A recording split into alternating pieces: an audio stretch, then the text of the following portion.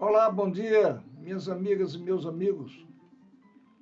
Hoje é 2 de novembro, dia de finados de 2022. São 7 horas e 50 minutos.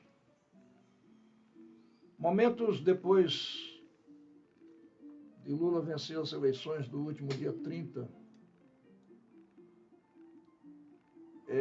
eu escrevi uma análise, uma autoanálise. Eu queria ver comigo próprio o que aconteceu. E eu passo a compartilhar com vocês. É uma autoanálise. Meu nome é João César de Freitas Pinheiro. Eu estou em Fortaleza no dia 30 de outubro de 2022, na eleição presidencial. Ao me perceber vivendo num determinado momento de reflexão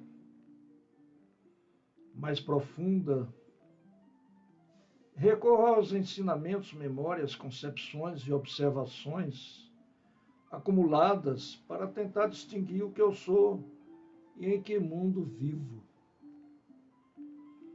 Numa primeira instância, fico a me perguntar se considerarei a verdade saindo nua do poço,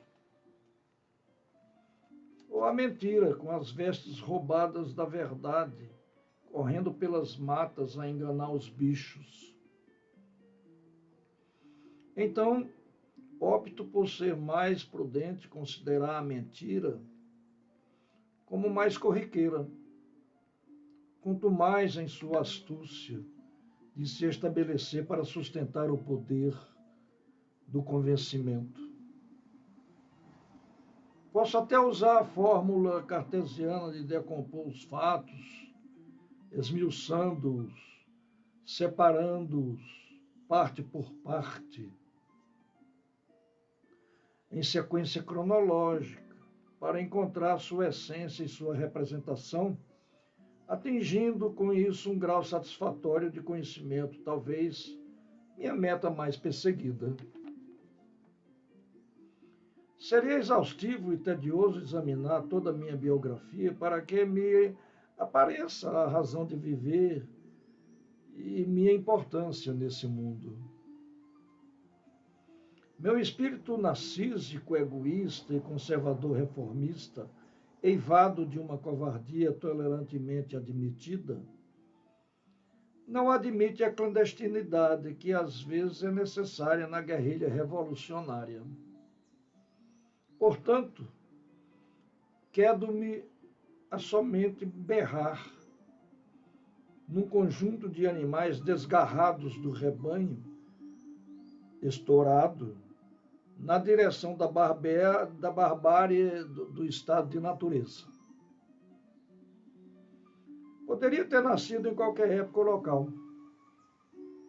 Nas estepes africanas, há 300 mil anos, na Revolução Cognitiva, nos tempos da Revolução Agrícola, quando surgiram os primeiros povoamentos não nômades de coletores-caçadores, em um dos primeiros burgos, na Idade Média, nos tempos da Santa Inquisição, em algum castelo feudal, mosteiro ou campo de servos no Renascimento, nas diversas revoluções industriais, como burguês ou proletário, após o contrato social da Revolução Francesa, na Rússia dos bolcheviques ou na Alemanha de Hitler. Mas a natureza, da Rerum Natura, Lucrécio / Epicuro, determinou que eu nascesse no Vale do Jaguaribe, Brasil, 449 anos após a invasão dos portugueses, liderada por Pedro Álvares Cabral. Ou seja, 4 anos após o término da Segunda Guerra Mundial, sucedânea da Guerra de 1914. A formação católica de Maria, a Louca, rainha de Portugal, que fazia intermináveis procissões no Paço de Lisboa, impregnou-me de dogmas, medos, aversões aos prazeres da vida, homofobia, racismo, embutindo-me a moral dos malogrados e espíritos subalternos de gado amestrado. Ainda bem que minha mãe e meu pai, católicos apostólicos romanos, não eram tão rígidos quanto a me submeter aos tacões da sociedade perversa.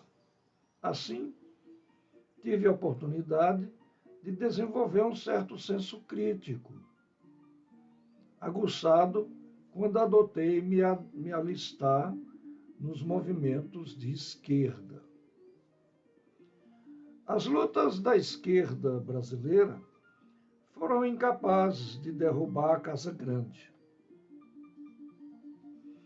Os barões assinalados, os moradores de Eira e Beira, os coronéis, os assassinos das bandeiras, os capitães do mato, os donos dos garimpos, os mandatários dos engenhos, do café com leite, das indústrias do agronegócio e da mineração, tiveram que negociar com o proletariado, porque sem proletário não há capitalismo.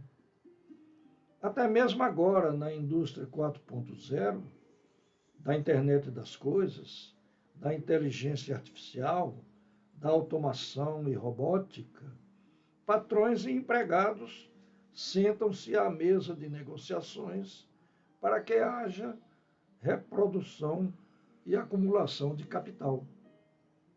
Obviamente, com a histórica precarização das condições de vida para a classe trabalhadora. Os capitalistas e rentistas nacionais e estrangeiros associados, Brasil, Estados Unidos e Europa Ocidental, nos moldes do que fizeram as cortes portuguesas, determinaram o modelo e a estruturação da economia brasileira. Estas no Brasil colônia.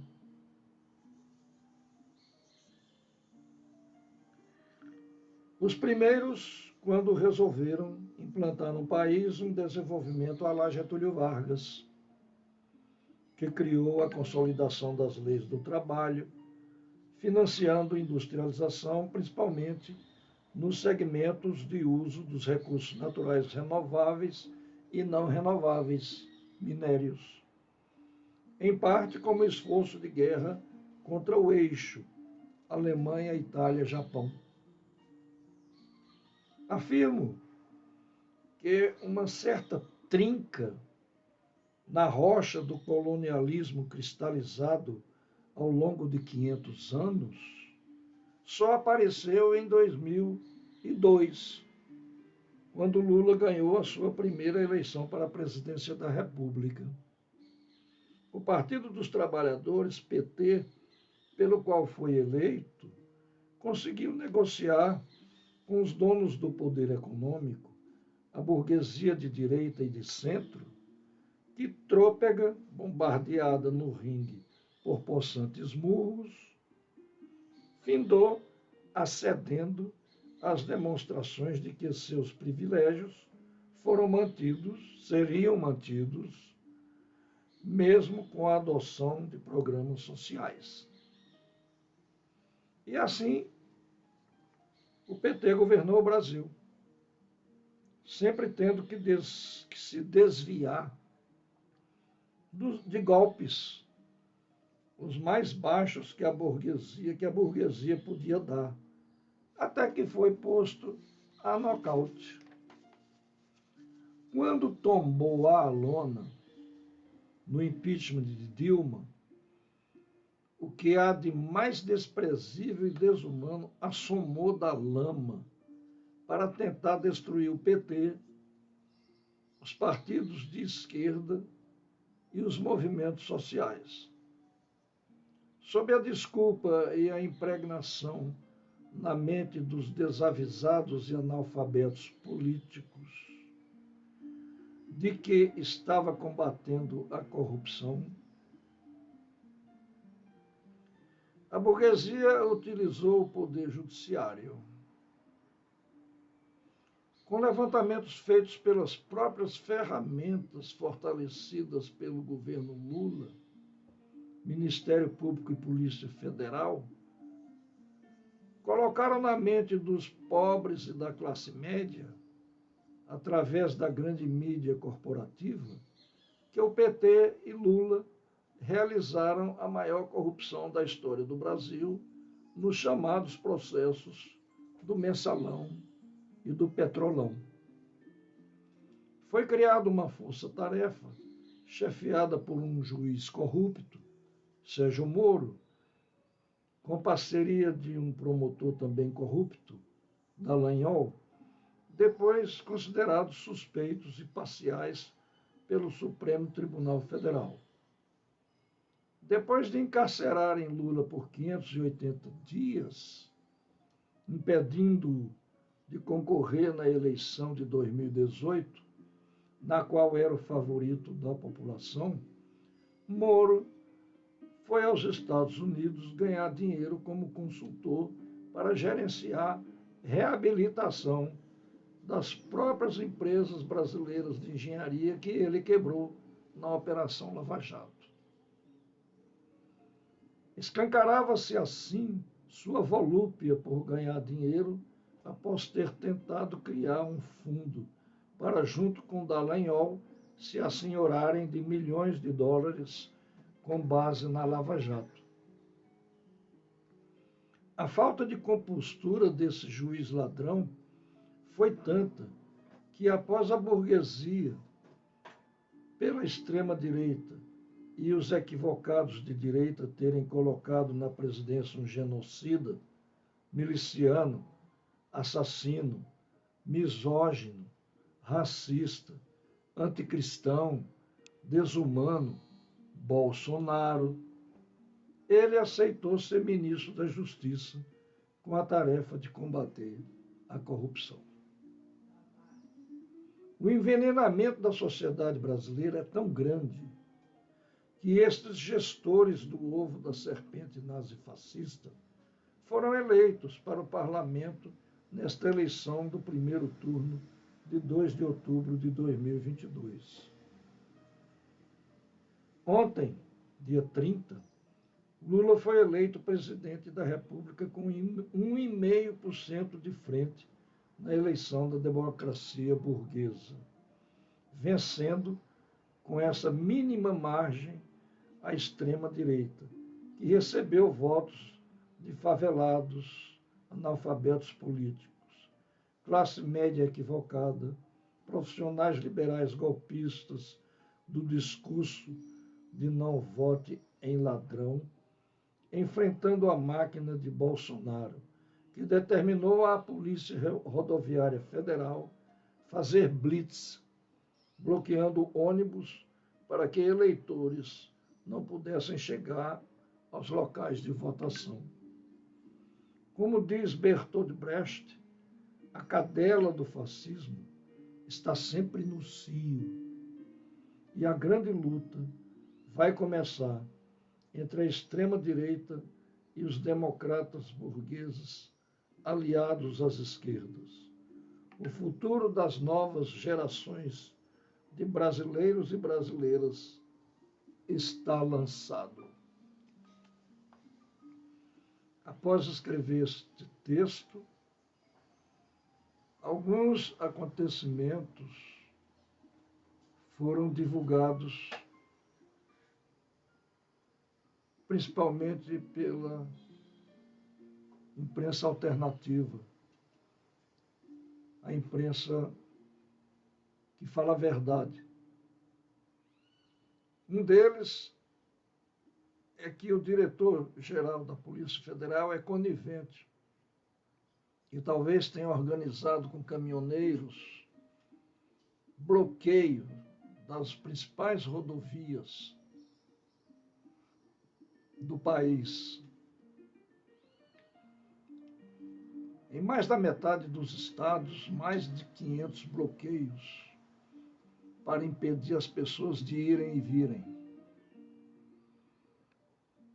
exigindo o golpe militar. Ontem vi cenas de histeria coletiva numa rua da cidade de São Paulo, em frente a um quartel, onde senhoras ajoelhadas, com bandeiras do Brasil, agitadas, batiam no peito e diziam: o Brasil é nosso, e imploravam para que as Forças Armadas derrubassem o presidente eleito e assumissem o poder no Brasil. Mas Lula já tinha recebido da comunidade internacional mais de 20 telefonemas de chefes de Estado reconhecendo a eleição brasileira.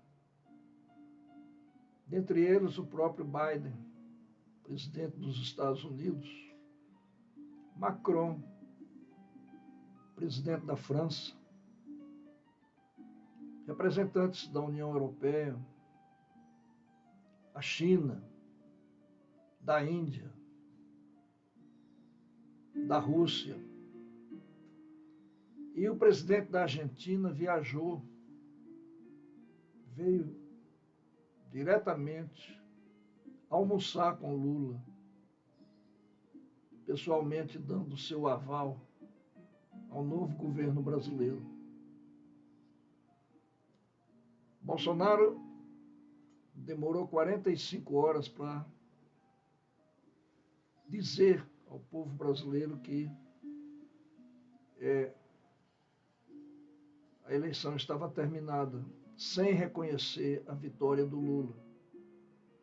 E pouco depois, Ciro Nogueira, seu representante, fez uma declaração dizendo que Gleisi Hoffmann, presidente do PT, já tinha entrado em contato com ele para a montagem da comissão de transição. Depois, Bolsonaro atravessou a Praça dos Três Poderes e foi ao STF, já que ele tinha chamado ministros do STF ao Alvorada e eles não foram, não compareceram. Ele foi ao STF.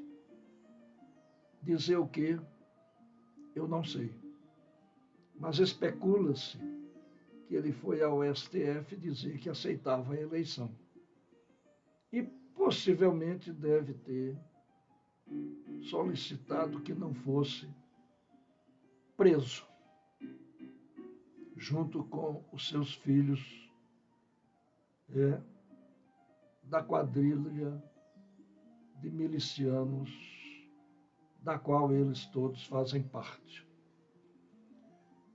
É isso, meus amigos e minhas amigas, que está acontecendo no Brasil.